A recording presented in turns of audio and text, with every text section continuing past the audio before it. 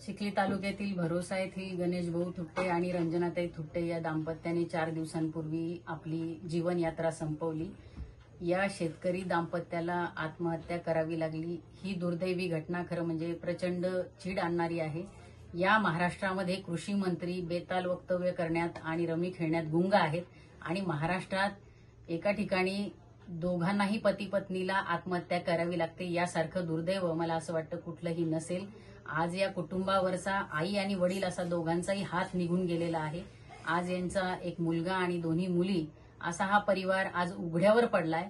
परंतु दुर्दैव आहे की महाराष्ट्र सरकारला अद्यापही जाग येत नाही। झोपेचं सोंग घेतलेलं हे सरकार आहे।